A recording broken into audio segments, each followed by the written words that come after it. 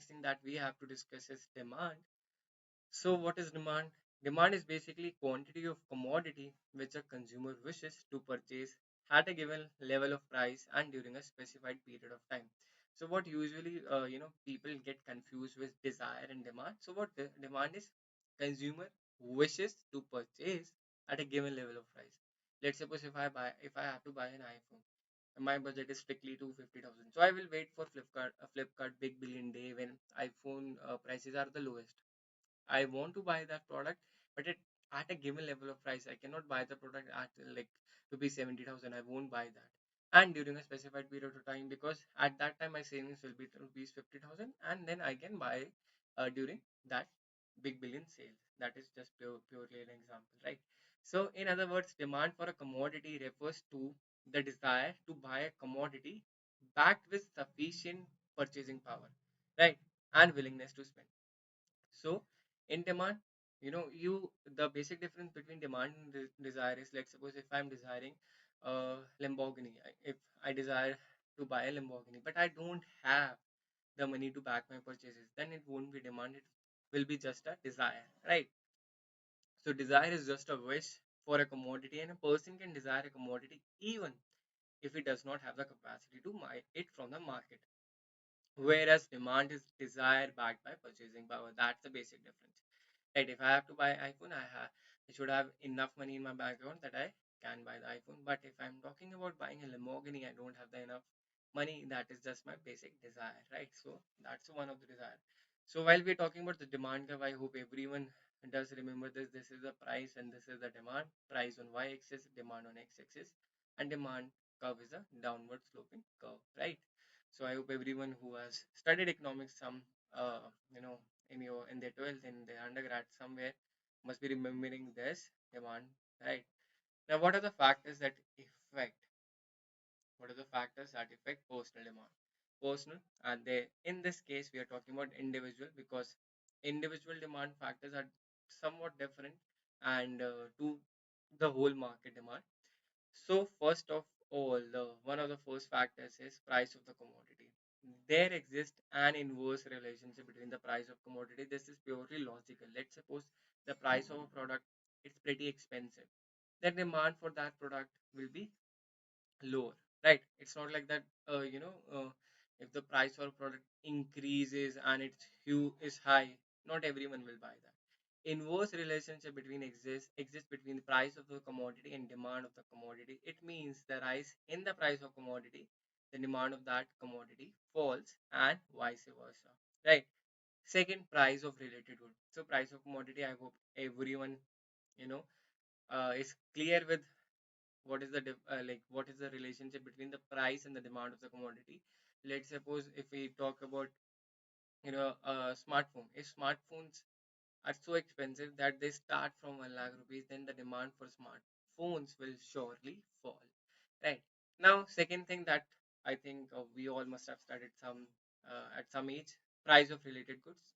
It may be of two types. First is substitute goods and complementary goods. The other is complementary goods. Substitute goods are those goods which can be used in place of another goods. You definitely will be getting a question from substitute goods, complementary goods, given goods, and these are the question that comes in the examination. On the left hand side, it is mentioned substitute good, complementary good, given goods, normal goods, and on the right hand side, there is a definition, and you have to match the following. This is the type of question that you can get because they have come in the previous year as well.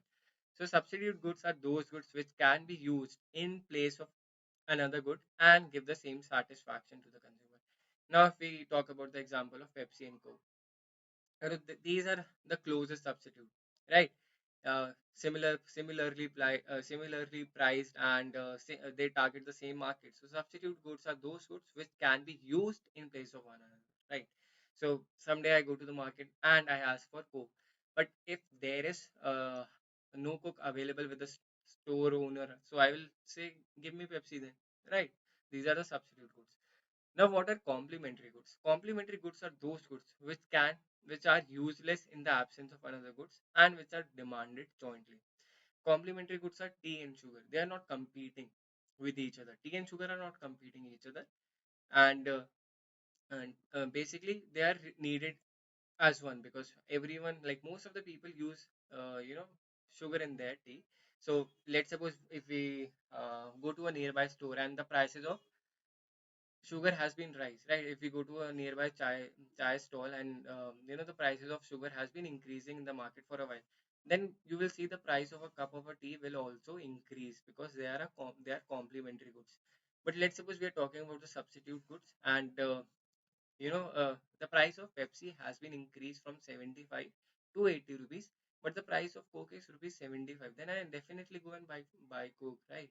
So these are the substitute goods. They are competing with each other, whereas complementary goods are those without them you won't be like they work together, right? Tea and sugar is a perfect example in substitute good, Pepsi and Coke. And with the help of example, I think these concepts are pretty much clear, because economics, microeconomics is pretty logical subject.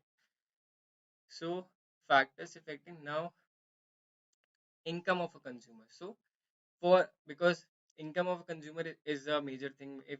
If someone is earning so well, they can buy any good they want to. So income of consumer, there are basically three type of goods. For normal commodity, we are talking about normal commodity. With a rise in income, the demand of commodity also rises, and vice versa. There exists direct relationship between income of a consumer and demand for a normal commodity. We are talking about normal commodity here, right?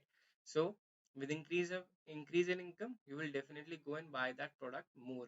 For inferior goods, with a rise in income, the demand of the commodity falls. There exists an inverse relationship between inferior goods. For inferior goods, let's suppose I can tell this with the help of an example. There are many qualities of rice that are being provided in the market. There are inferior quality of rice, but not everyone has the budget to buy basmati rice, right? So what usually happens, they will go and buy the cheapest quality of rice, because uh, so not everyone can afford the expensive brand. But what happens, your income increases, you get a promotion, now you can afford expensive brands, expensive types of rices as well. So that will be expensive type of rices will be coming in under the category of normal commodity, whereas cheap quality of rices will be coming under the category of inferior goods. For necessity goods, whether income increases or decreases, quantity demanded remains constant, right? So if, let's suppose your income is stable, and your income decreases, would you stop buying salt? Would you stop buying medicine? Would you stop buying vegetables? No, you won't buy, you won't stop the necessary things. But while we talk, and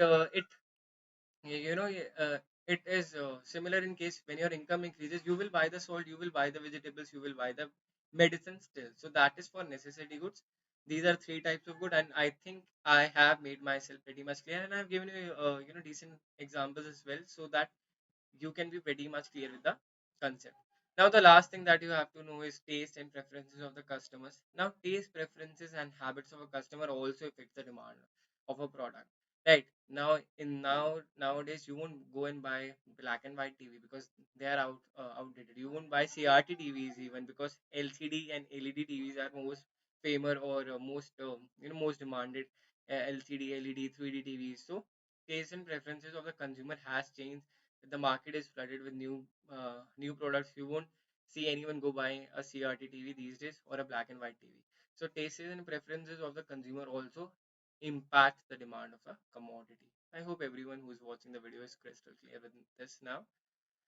Now we'll talk about the movement along the demand curve, or change in quantity demanded. So it is first thing that is based on law of demand. So what is law of demand? It states the quantity demanded of the commodity changes due to change in the price of the commodity. Right. So law of demand basically says that quantity demanded will be changed with the change in the prices of commodity. If the prices increases of a commodity, the demand will fall for that commodity. If the prices falls for the commodity, the demand will rise for that particular commodity. The change in quantity demanded due to change in the price of commodity is known as movement along the demand curve. While this is the question right here, right? While we are talking about the movement along the demand curve, the movement along the demand curve happens because in the change in the price of the commodity. I hope everyone who is watching, please concentrate while you you're watching this one, movement along the demand curve. When you're moving along the demand curve, that happens due to change in the price of the commodity. There are two movements. There is expansion, increase in quantity demanded. There is contraction. So while we are talking about expansion in demand, increase in quantity demanded, or downward movement, right? So this is a demand curve, right? This the price remains same. So the price remains same this at this P and Q. Now what happens that there is an increase in demand. Now the prices fall. Now price has fallen from P to P1, and the quantity demand has been increased from Q to Q1, right? So there is a movement along the demand curve. The demand was here. Let's suppose it is D1, and now it is D2, right? So for those who are not very much clear with the graph, they can understand through the table as well. When the price was rupees 6, the demand was rupees 20. When the price was rupees 4, the demand was rupees 40. When the price was rupees 2, the demand was 60, right, in units. So a movement along the demand curve, that happens due to change in the price of the commodities. When the prices fall, the quantity demanded increases. This is also known as expansion in demand curve. Do remember this. These terms will come in your examination. Expansion happens when there is fall in price and increase in quantity demanded, right? Now we're talking about contraction in demand curve. So it is also based on law of demand, which states that quantity demanded for the commodity falls due to rise in the price of the commodity. So this is also known as contraction in demand. So contraction happens when there is upward movement in the demand curve, right? So prices P, Q is the quantity demanded. Now price has increased from P to P1, and the quantity that was purchased has been fallen from Q to Q1. There is an upward movement, that is called contraction. When there is downward movement, that is called expansion in demand curve, right? So in the table, when the price was 2, the demand units were 60. When the price is 4, the demanded units are 40. When the price is 6, the demanded units are 20. So this is about quantity demanded, this is about price, and that will be all for this video. I think everyone who has watched the video, they have learned something new. You will definitely get a question. What is expansion? Expansion happens when there is fall in price and increase in quantity demanded. That is a downward movement in curve. When contraction happens, there is upward movement in the curve, in the demand curve, and prices increases and quantity demanded falls. Right. So this is expansion contraction. So you will definitely get a question from this. And uh, factors are important to know. Uh, Not necessarily you will get a question. And the approaches, right?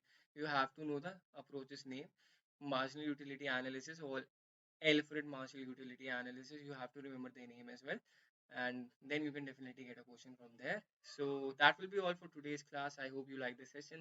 If you did, do leave a like and hit the subscribe button as well, because you will get notified whenever I come with a new video on business economics. It is very important for you guys to follow up the videos, because that will help you to clear the examination. And thank you for joining. Like the content, and if you have anything that you want to ask, do mention in the comment section. Feel free to talk about anything in the comment section. We will reply, and TalentBlazer team is there to help you at every stage, right? So that will be all. I'll see you in the next class.